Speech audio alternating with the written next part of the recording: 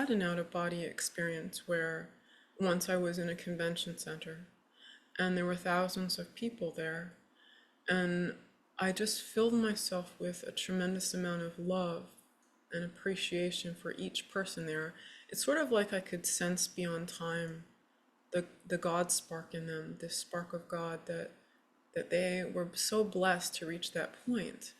And I was filling myself with love. And then all of a sudden, I was shocked because I was hovering over 100 feet above on the ceiling like a bird. And I had this panoramic bird's eye view all around of these thousands of people below.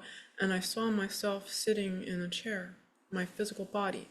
But what was shocking, what kind of startled me was, I was a little shocked about this, was I noticed that above me were hovering these five bodies. In my chair was my physical body, sitting way down there. Then above that was a light body that most people see when they have an NDE, near-death experience. And it was shimmering like light, but it looked, sort of resembled the physical body, like the same shape. And then above that was another body. It was the causal body, which corresponds with the Akashic records, past, present, and future. And then above that is the mental body from the mental plane, with a heaven of mind. And then the etheric, which is the unconscious. Well, the mental and the etheric are sort of the same. And then it was me as pure soul, which not really a body, but just like pure light and sound. And the moment I saw this, I was shocked. And then all of a sudden, have you ever seen those Russian dolls that fit in each other? Yeah. Well, then what happened was the bodies, they went one into the next, until boom, I was sitting in my chair. And I was like, whoa. But the reason that I bring this up is because each of those bodies corresponds with a different level of heaven. And most people know about the astral body, but not everybody knows about those other bodies. And each body has different, you could say, senses. So the astral body, for example, someone who has a highly developed astral body will have clairvoyance. They can see what is invisible to the physical. They can hear on the astral level. So someone who's physically advanced has advanced physical senses, like with their sight, their hearing, their skills, but the astral too. But then the causal, when people have a developed causal body, then they can see the Akashic records. They have certain other skills. When they have a developed mental body, then they become someone like Einstein, who could access, certain things on that level. And then the etheric body is the unconscious mind, which is even more advanced. And the soul, when we become awake in the senses as soul, we have what's called knowingness, which is like a vision. It's like spiritual X-ray vision. It's different than intuition. It's like you're just there and you just know. It's like an awareness, sort of thing. So I just thought I'd share that to answer your question before. So I love that. And tell me, so the way I can envision these different bodies, right, is I tend to think if I want to pick up a skill, say running or physics or whatever, I need to study it. So with these different bodies, can we become better and access, all the benefits that you've mentioned by training, if it were these different bodies? And how would we even start to do that? well, related to spirituality, it's just like when somebody becomes a teacher or a doctor or any profession. It takes years to train and to develop certain abilities and skills. Really, though, the goal is not to just have all these abilities and powers. The goal is Jivan Mukti, which means spiritual freedom, and reaching self-realization and God realization. It's become mastered in it. And one of the things I should mention is that in the lower layers or levels of heaven, I think if you mind, I could show a chart. in the lower layers or levels of heaven, like the astral plane, which is the plane where people have near-death experiences, or the causal plane where the Akashic records are. These levels of heaven are so beautiful and such a gift, like God is giving the person a gift. At the same time, most people don't know that these lower level layers of heaven are the domain of the negative power and heavens of reincarnation, where souls get trapped. Tell me, you mentioned that some of the heaven realms where people go when they have NDEs are in hands of a negative power. And my question here, because I can almost see the comments that I sometimes receive on NDEs, is why is there a test to it, or what is the purpose of this negative power having those planes and offering these experiences, if you will? And then if we have one of those NDEs, one of those experiences, we feel love, we feel bliss, how do we know, or how can we test it in the moment to understand if that experience is a positive for us or if it's a trap that we shouldn't go into? Well, every experience is a gift from God, but a lot of times people, it's like they take a stepping stone, but if they don't move further, then they get stuck. And that is an issue, that there is powerful illusion in the lower levels of layers of heaven. And one of the things is developing knowingness and developing certain spiritual abilities in out-of-body travel so that you can tell where you are. There are different ways of being able to know what plane you're on. For example, is just an example, the astral plane. It has this brilliant white light, and the higher you go, the brighter the light, and it's subtle pink, and there's certain light and sound and vibration consciousness. It's the plane of near-death experiences. It's a plane of paranormal. It has hells and heavens in it, but there are like thousands and thousands of regions. And related to the negative power, it exists because the lower worlds, when I say lower worlds, I mean lower layers of heaven and universes, planets, and so forth, they're all a school for soul to, and what it is God, which I call Hure, God wants souls to reach a certain level of readiness, like a fruit that's unripe is green, and it wants soul to be ripe for certain things. So because of that, it's sort of like the negative power is this gigantic filtration system, and it filters out any who are not ready to reach the upper levels or layers, self-realization and God realization. So the negative power tests individuals to see what level they're ready for, and they have to, it's sort of like they have to care. One of the things that's pushed is the idea that you just have an experience and that's it. You don't have to do anything. And Alan and I remember past lives. There was one past life we had on another planet.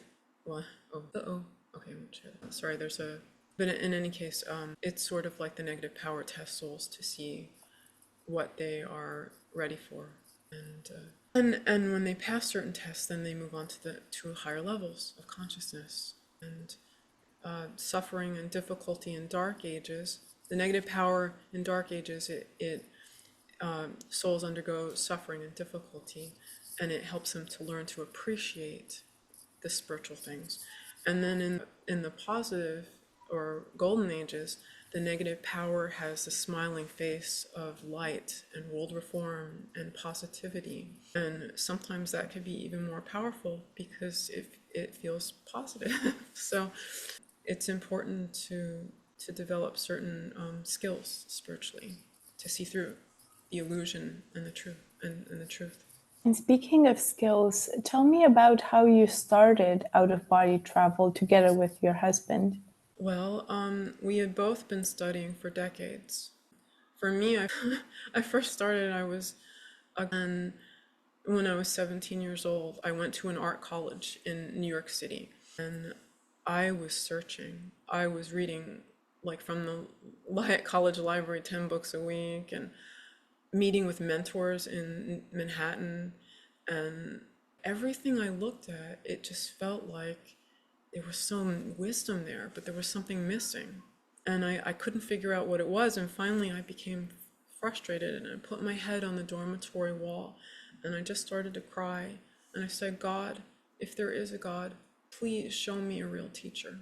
And because I realized that maybe it wasn't even there what I was looking for. And it was shortly after then I was guided to a new college. And I closed my eyes the first week I was there in the college library. And I closed my eyes and I said, what am I ready for now? And my hand felt like it was guided to a book. And I pulled the book out, and it was a book of what I practice now. But I had this out-of-body experience where it was like the flash of this universe, this white universe that went on for thousands and thousands of miles endlessly.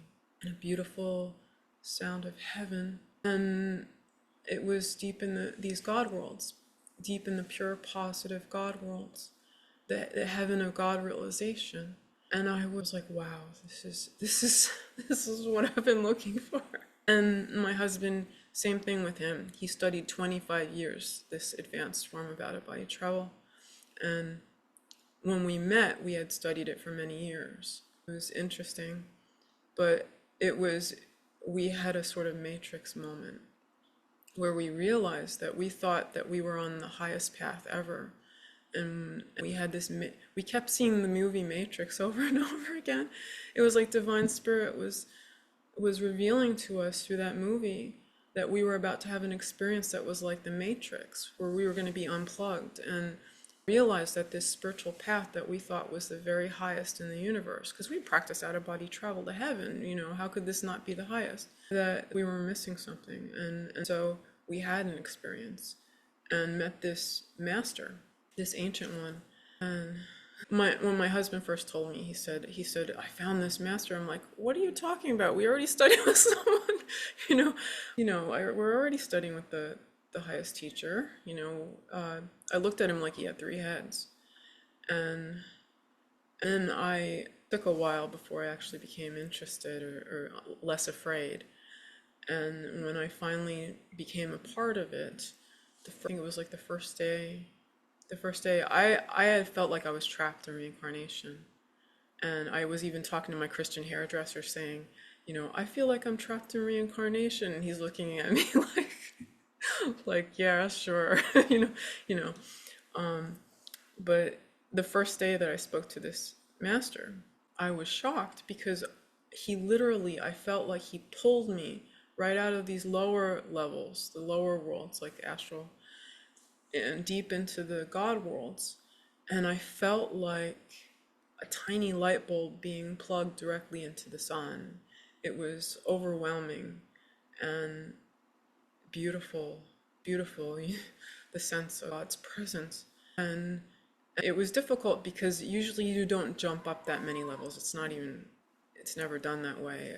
But our lower bodies were like freaking out, like our emotional body. We were getting emotional about stupid things like, oh, I forgot this. It was ridiculous, but it was a miracle in my life and in Alan's life. And it was like as soon as we got together, we immediately started to help each other to reach those goals, our spiritual goals. And that was when we found the master. So it was. And how can I imagine these more evolved realms of heaven compared to the lower ones? So what was the feeling that you had when you were there? Yes. Well, in the lower levels of heaven, how to describe this? It's almost like that saying, as above, so below. Have you ever heard that saying? For instance, in the lower layers of heaven, you have some things that may resemble the God worlds. Like there are oceans in the lower levels of heaven. There are beautiful, beautiful, beautiful light. Like people in the lower layers of heaven will experience what feels like the presence of God at that level. But it's not the actual home of God. The home of God is deep in the God worlds. It's the ocean of love and mercy, which is like a vast ocean of light and sound. And what it is in the God worlds, it's sort of like the lower worlds are contained mist, energy, space, and time. But because it's so minute, the matter is so minute that it appears matterless. And the time, it just sort of, it's not fixed so much, so it appears timeless. And as you go higher and higher, there's less and less matter. So in the astral plane, there's some matter, but more spirit. And then in the causal plane, there's even less matter and even more spirit. But in the God worlds, what's different is that there's no illusion. It's just pure spirit, no matter, no energy, no time or space. It's just pure spirit. And you have a sense of knowingness, like omnipresence.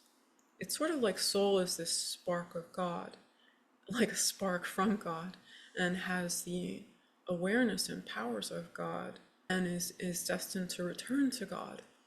There's this sound that we ride in out-of-body travel on this returning wave home to God.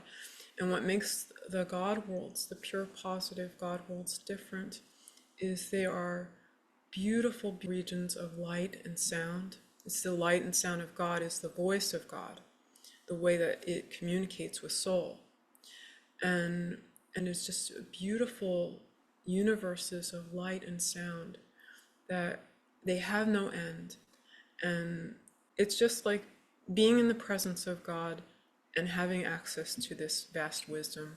But it's different because in the lower world, you have vast wisdom too. There's some people who have near-death experience and they'll hover above the planet and they'll be shown the lower universes and galaxies, or they'll be shown the Akashic records, and they're like, wow, like look at all this wisdom, all of this understanding.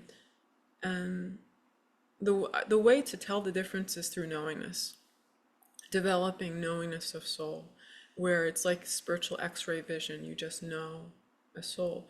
But people have to be very careful because one of the biggest traps is, on the opposite side of the coin, one of the biggest traps is people develop a little bit of skill, or they have some out-of-body experiences, like they have an NDE or they have OBEs. All of a sudden, or somebody reaches their third initiation in Vardankar, all of a sudden they're having these wonderful experiences, and they develop too much confidence and believe that they have found everything. Like, I'm done, I found it.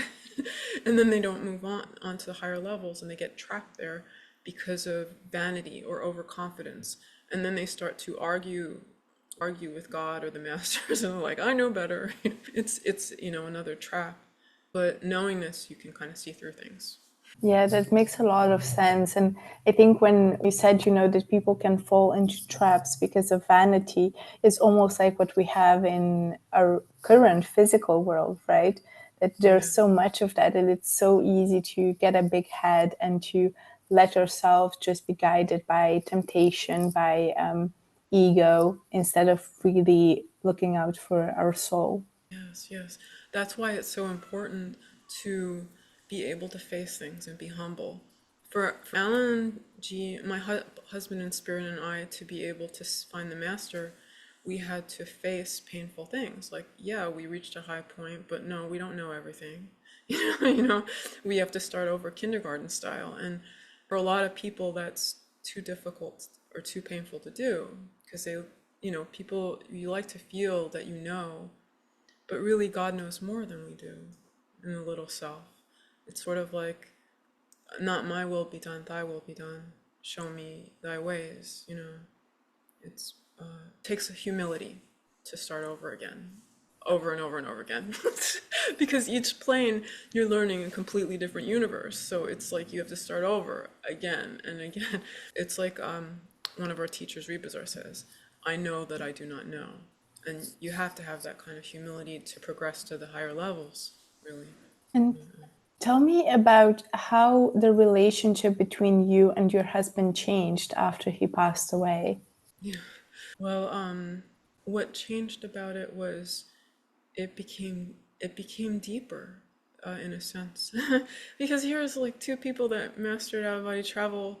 Suddenly, one of them translates or dies, and what initially I was in so much pain that I couldn't connect with him for days. But then we began to connect every day. Initially, when I first connected with him, he would give me messages and guidance and help. So he would say, Heather, move to Florida. And I'm like, Florida? The world is getting weird. This was like 2021. The world is getting weird, and you want me to move to Disney World? It's just like, I didn't want to. I did. I moved to Florida, and before he died, everywhere I went, I'd see puppies. Like, I go to the grocery stores, puppies. Go in the parking lot, puppies. He was comforting me. And oh, I should mention this too. 1 week before he died, um, 1 week before he died, was, well, actually, I'm sorry, let me correct that. Several months before he died, I was in a lot of pain seeing him suffer because he had end-stage heart failure. His body was bloated with water, and he was very, very, and there were things going on in the world that were painful. It was like 2021, COVID, and a part of me didn't want to be there, didn't want to be here anymore. And so I'm driving in my van, and then all of a sudden I'm driving on my van, bright daylight, on a 65-mile-an-hour highway, and I just faint. I just go unconscious. And then all of a sudden I open my eyes and I notice the car is driving itself. And the moment the lane next to us opens up, the car steers itself. When an opening appears, it steers itself into the middle meridian with a field, and like the ice capades, just glides to a perfect stop. And when I get home, I tell Alan, I tell him what happened, and he said that you wanted to leave this world, and you almost manifested that. He said, don't do that again. He said, you're under the master's protection, but don't do that again. But anyway, certain things like that happened before he died. He was giving me all this protection and comfort. He was as the master, and so when he translated, he began to help me a lot, because I was in so much pain. I remember at one point, like every time I was about to cry and feel agony of his loss, a student would call me and talk, like the second, every single time, like clockwork. He'd know the exact second and call.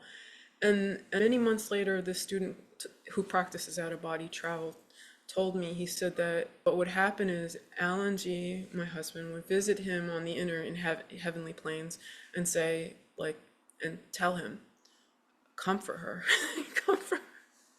And so, and then he would, be told by my husband to call me to comfort me. Because, the students practice out-of-body travel so they can hear these things. And it was funny. And sometimes I was in pain, so he'd give me instructions about how to heal myself. So at one point, Ellen G came to me in heaven, and he said, go to the ocean. So I went to the ocean, and I was told to surrender all of the pain and the loss of our current relationship into the ocean, and that what would come back as the returning wave would be his love and our new relationship. And when I did this, it was funny because I felt all of a sudden after doing it, it's like a huge weight was lifted off my shoulders, and I felt so much lighter. It was like I had a healing. And he was always doing these things with it on the inner, like giving me healing and giving me protection and having these experiences, of God presence in these God worlds. And so our relationship changed. He also had a funny sense of humor, too. He had past lives as slaves, so he didn't like wedding rings. I gave him like one of those toy gummy rings that glow in the dark and have little tentacles. It changed colors. It would flash blue and red and green and yellow. And at one point I find this gold wedding ring, and I said, where did this come from? I'd never seen this before. And Alan G tells me in heaven, when I saw him, he tells me in heaven, he says, I should have married you when I was alive. We were married, but it was not official. He would joke in different ways, like say, like now that I'm in heaven, I'm in the sea of puppies. And so instead of crying, I would be, laughing, imagining him and all these puppies. But he had a fierce sense of humor that way. But in terms of other things, our relationship deepened. It was like an old relationship died, but a new relationship was born. And as I started having all these experiences, I had a friend who was a mystic who said to me, she said that she was saying that Alan and I were destined to write a book together, that would be the answer to many people's prayers. And she said that most books and teachers in the books out there are beginner level, but that this book would be advanced, or like intermediate to the advanced, leading to the advanced. And so after this, I realized, okay, I'll do it. So Alan wanted me to write this book. So every day, I mean, I lost my house. I sold my house, and I was in a room rental in Tampa, Florida, sleeping on a cheap little cot that I bought, a camping cot. And I'd hold Alan's picture in front of me, Anji's picture in front of me, and close my eyes and visualize him with me. And I could experience him on multiple layers of heaven. So I would see him on the superphysical level, like his light body, astral. And then I'd also see him at the same time deep in the God worlds, in the pure positive God worlds, like the Anami Loch, which is a heaven of pure light, and light that's like a whirlpool, and a sound that's like a whirlpool, but I hear usually high vibration sound. And I would meet him in heaven, and he began to, we'd have all these different experiences in heaven. It's what we practice, it's dying daily, which means like, it's almost like having a near-death experience of heaven every day, and or almost every day, but it can be more subtle sometimes in the higher levels because there's less matter. And so every day I would do this. I'd meet him in heaven, and also like write down things he said. If he would say, something I'd talk to him about, and I would write down what he said and what we talk about. And it was magnificent. It was such a joy. Like, he shared so much wisdom of how to become closer to God, and to have a communication with deceased loved ones. And then relationship deepened. So because we had this inner relationship that became so much more, because I could meet him in heaven and we could talk about anything, and he would also protect me. I know this is kind of weird, but after I wrote the book, all of a sudden I started having a lot of weird stuff happen. I'm not going to go into it all, but there were certain beings people that didn't want the public to get my book, and so I was having certain emergencies and problems, and LNG would always, and other guides that I work with would always tell me how to protect myself. Like one morning I would wake up, and in the heavenly worlds, Alan would tell me, he'd say, "Stop driving your car." Stop driving my car. It's like, stop driving my car. I've been driving for years. I've never stopped driving my car before. And he told me just to stop driving my car. And so that day, I canceled my car insurance and stopped driving for 6 months. And he told me why. I can't say why, but that I was in danger. And so I found out 6 months later, it was confirmed that it's true, that I was in danger and that I had to do that. And he gave me a lot of guidance like that. So I had, protection. And the spiritual part was the most beautiful, like the wisdom about returning to God.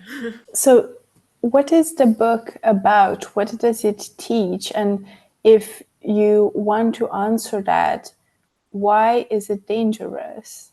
Or why would you be in danger because of writing it? Well, I can show you the answer. This is the book, Closer to God. Well, I guess you could say that there were certain people in the negative polarity that didn't want people to access this. But one of the things that they didn't realize, and I know this sounds rather strange is that, you know, similar to the woman who who's an out-of-body traveler, Christian out-of-body traveler who rescues people from hell.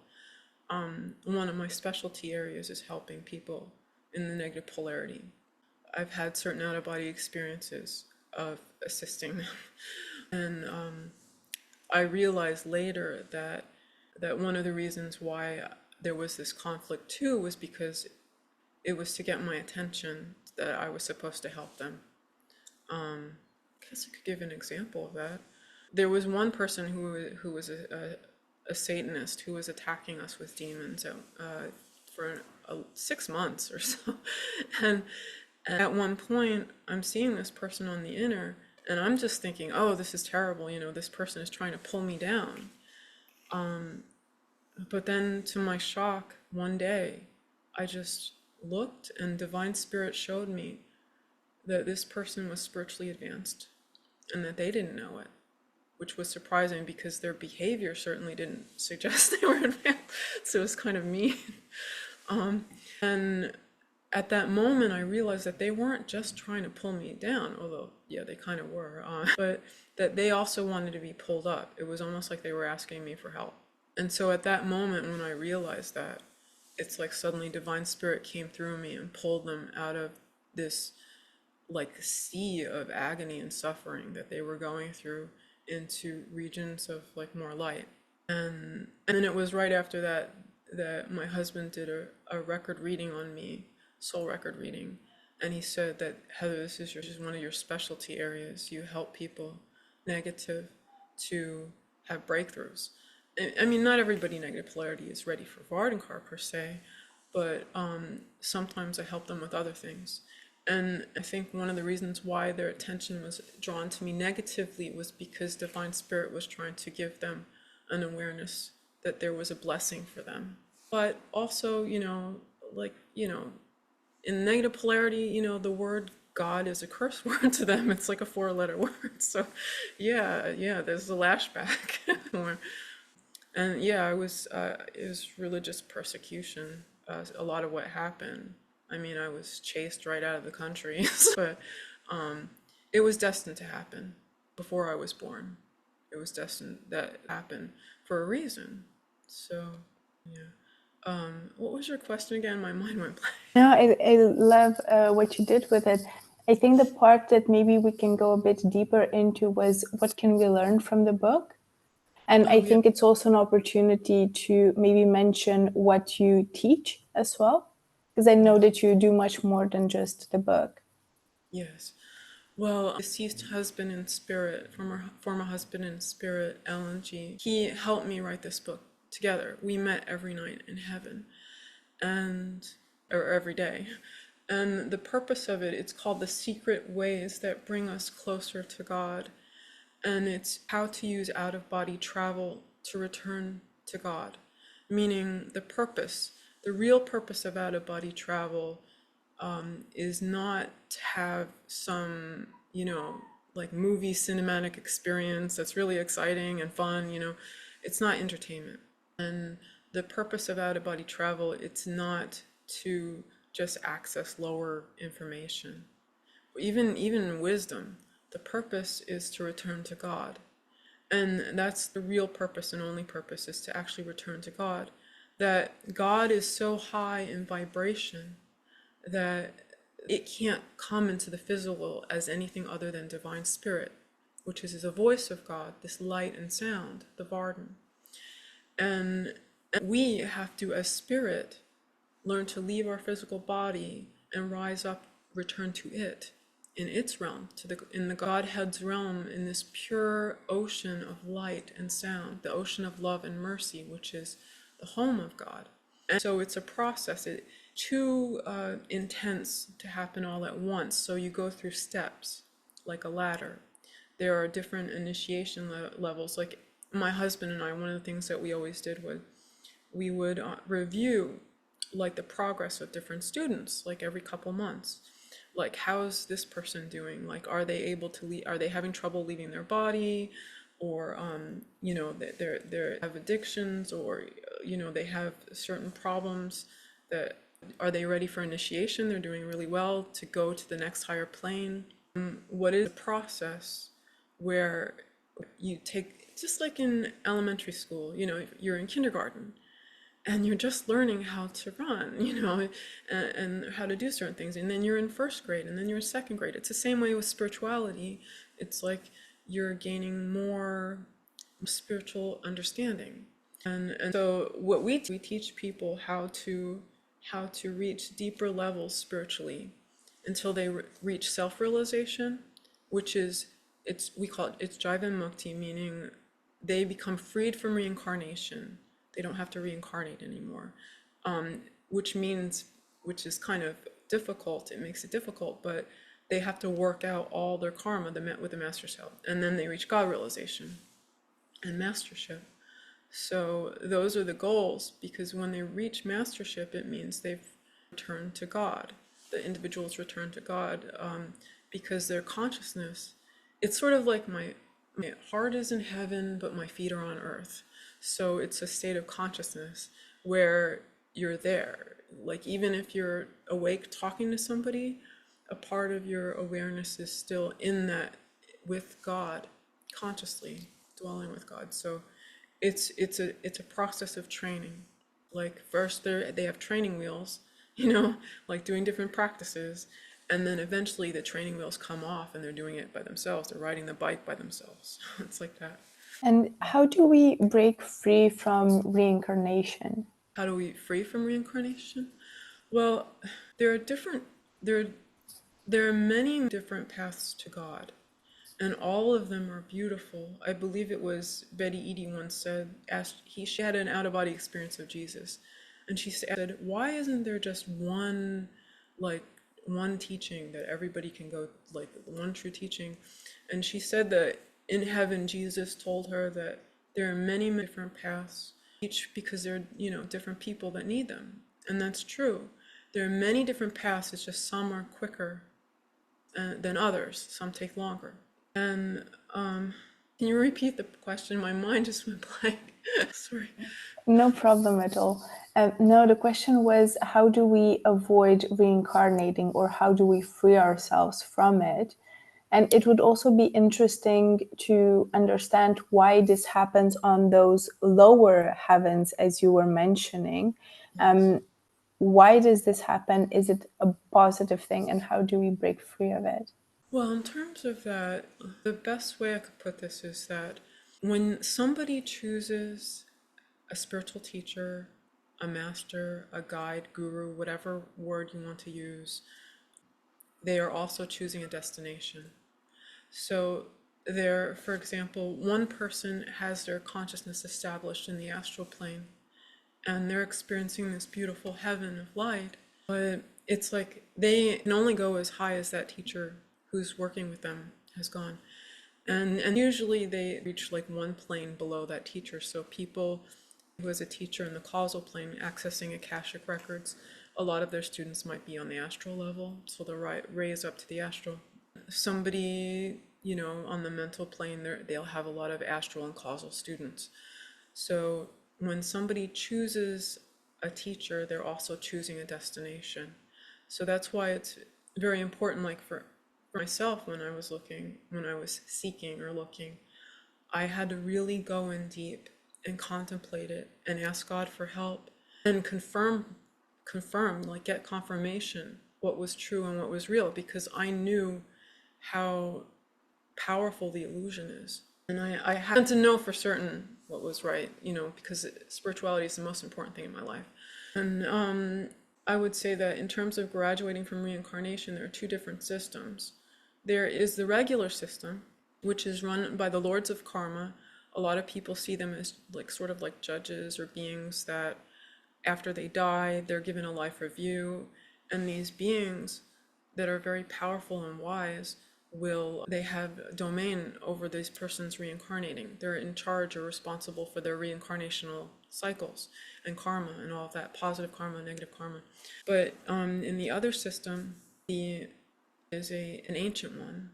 Husband, he was the master. He was before the master, before he died.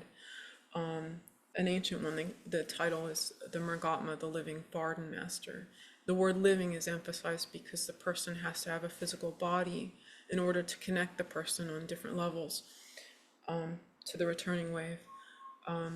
But what it is the teacher, this ancient one, who is now Fupi Kwan's. I'm the outer teacher, and he is like the inner teacher. This being, or this ancient one, is given certain. Let's say there's this beam of light that comes from God. It's like I can't go into all the details about it, but he is able to bypass the normal system of reincarnation.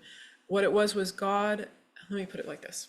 Long ago, God saw that many souls would get hopelessly trapped in reincarnation, lifetime after lifetime, and never be able to escape because the illusions were so powerful. So because of this, God created sort of a loophole, a direct path, like a way where souls could get directly from point A to point B instantaneously, because souls were just trapped. And so it created an ancient one that beings could understand and emulate, so that they could go through a process of, reaching spiritual freedom more quickly. And that's what the whole training in out-of-body travel is about, through this process, because the master can take over the individual's karmic accounts instead of the lords of karma, and then bypass like the old system entirely, and even some of the rules of the old system. So it's interesting that way. Definitely. And you also mentioned earlier that in some of your out of bodies, you traveled and saw past lives that you've had together with your husband, and that you also had past lives on other planets. So could you share a bit more about that? Because I think it's fascinating for us to hear. Alan G and I, my husband and I, one of the things we did sometimes in our free moments was he would give students readings, but also we would sometimes just reminisce and go over different past lives that we shared together, especially past lives that we shared together studying Vardankar. And but all different kinds of past lives. I mean, sometimes simple things like, we had past lives where we were knights together. Like we were in the Middle Ages, we developed this philosophy of you always have your friends back, because if you both have swords and someone doesn't protect your friend's back, you could get hurt. So you look out for each other no matter what. And oh God, there were some things we would joke about, like in the Middle Ages, how he had his hot blonde lifetime. I was a knight in that lifetime, but I learned some painful lessons. And then other lifetimes where we were sisters or brothers or other things like that. I guess some of the ones that meant a lot to me, though, some of the lives that meant a lot to me was when I studied with Vardan masters. Like my past life, I studied with Plato, and he publicly he taught certain things, but that was his watered down version, because secretly, in secret, he taught the students.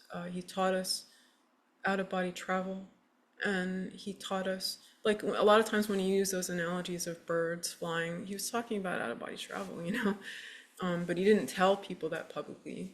But the whole purpose of the Socratic method that he used in class was to, I guess you could say, like push people out of their mind, depending on their mind, because a lot of people are stuck in their head and they think that their thoughts are reality. And so he would try to shake people up, like his teacher taught him, by having to let go of depending on the mind. So he'd startle them with a question that they didn't expect, and then they would have to rely on spirit more, like their sense of knowingness more. And it was wonderful studying with him. Although he told me, he was like, you have to live more to your potential. He gave me a soul record reading saying, you have to do better. You can do better. You're not living to your potential. I'm like, you're right. Sorry. And we studied with Zadok, a beautiful master, brilliant gray eyes and a long white beard. We would sit in these beautiful fields with the wind and the sunlight. It was Greece, ancient Greece. And and he would teach us, just 7 of us. We just had 7 students, and he would teach us like out-of-body travel, and we'd share our experiences, and he disciplined the ones that would forget their exercises. Like if they did it 3 times, they were out, And later on, like, well, I learned about this past life because Alan and I, we were just having fun, right? Like, hey, let's talk about past lives we had in Vardankar. And we started remembering this beautiful lifetime with Zadok and how he was teaching us. And I was like, oh, I miss Zadok. And then at one point, this past life took a weird turn that kind of shocked me, because then Zadok said to us, after a certain number of years, he said to us, I have to leave, like, and I'm going to a far off land, and you won't see me again. And I started to cry. And then we found out later that, wait a minute, he's going to Judea. He was one of the Essenes, one of Yahshua's teachers. And I was surprised because that took a completely different direction than I was expecting. I was like, oh, this is getting interesting. And so, like, just hearing about lifetimes like that, especially with the travelers that we study with. But when we started looking at past lives where we studied with them on other planets, that got even more interesting. I mean, I could share a little bit about, well, there's one lifetime that we had on a planet called Eltron. It's a long time ago, where it was a silver age. I mean, it was not negative, but it was not totally positive either. It was sort of like a little bit in the middle. And in this planet, I think people were about 6 or 7 feet tall, and they had thousands of years to study. They had longer lifespans, so they had thousands of years to study. My husband, Alan G., in that lifetime, he was a space scientist. And he would get into this spaceship and go on these expeditions. I wouldn't see him for a long time because he was traveling. His particular team studied different forms of animal and plant life on different planets and different universes, different places. But these ships were incredible because they could hover above a planet and then have a panoramic view where it would become clear like glass. They'd just be able to see through. And then the ship had special features where they could zoom in on any animal without it seeing them and be able to see its chemistry, its bone structure, its biology, cells, structure, everything on a deep level. And he did that like for thousands of years. And a part of that, the part of the karmic reason why he had to do that was because in past lives, he was a warlord. And he was a little bit too trigger happy, and he would blow things up a lot. So the reason he had that past life experience was because, like, he was being taught that to really value every little creature.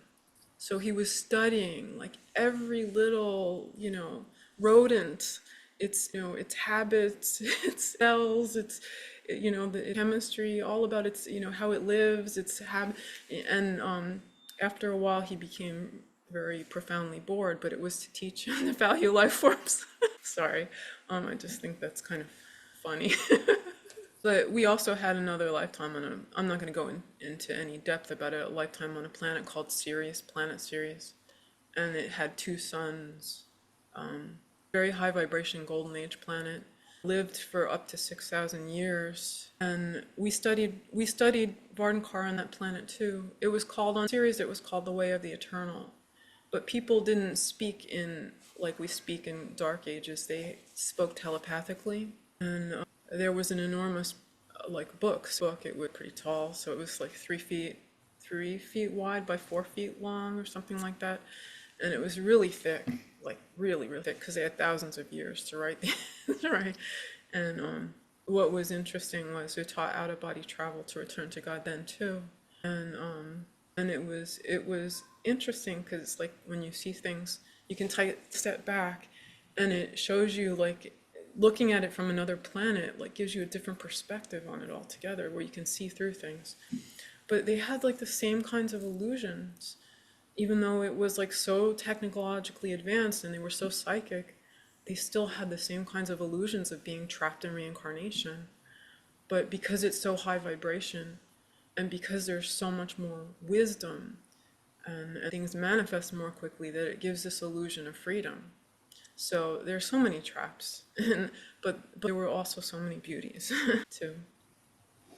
That makes me wonder, when we reincarnate, could we potentially reincarnate then on one of those other planets? Well, a lot of people that like when an individual is like really fascinated by things like they love Star Trek or they love, sci-fi or they're interested in other planets, a lot of times that interest comes from the fact that they probably were reincarnating on those planets, which is why it's such an interest to them. You can usually have some sense of what your past lives were by what you feel drawn to. Like it kind of gives it away. And but yeah, it's an interesting thing. Definitely. And I spoke with somebody recently who told me that any skill that you master in this life will translate to your next lives. And I wanted to hear your take on it. So, say I'm a world class swimmer in this life and I'm really good at it, maybe Olympic level. Do I then, in my future lives that I will have after this one, does this translate to me being exceptionally good and picking up really quickly swimming? Yes, actually, if you ever see a child that is a virtuoso in music at a very early age, like they're 3 years old and they're playing these complicated concertos or they're writing symphonies or whatever it is at the age of 3, that's usually a strong indication that they had maybe practiced that for many lives, maybe 8 hours every day for who knows how many lifetimes, and so they become more strong at that. But I would say that developing spiritually, because you also bring spiritual stuff with you, very important. But yeah, like, and there's positives and negatives. Like sometimes if you see also like a child maybe born into poverty or abuse or other things, that also can relate to cause and effect, because we're the creators of our reality. It's like if somebody invests their time and energy into developing a certain skill, like you said, like with swimming, then they become better and better at it and stronger. And it's also the same with our negative actions too, cause and effect. So we're creators of our reality. And if we're creating certain skills and talents, that's good karma. It's almost like a bank account where you increase the good karma, or giving love and other things to other people. That's like good karma. And then there's negative action that can create, like somebody comes in and their parents are drug addicts, or or they have like certain conflicts with certain individuals. Some people wonder like why was there's this painful thing between my spouse, and they don't know like in a past life they were drawn to that person for karmic reasons, like they were soldiers and killed each other in a past life, so now they're trying to develop love. Just kind of like people don't, and then or like somebody has a grandchild and they don't know that person was someone they knew in a past life who was a close friend or a family member, it's like that. But yeah. Wow. So tell me about how we can find your work and how can we connect with you? Well, we have a YouTube channel. It's out of body travel to God realization, Vardankar, Vardankar. And then there's also vardankar.com. And well, I'll show you the spelling here. If you see that the spelling is right there, Vardankar. And we have a website, vardankar.com, and on it we have a training program. Some people who are students train, but also we have free videos and free videos and everything on our YouTube channel, and we also have books on Amazon and so forth.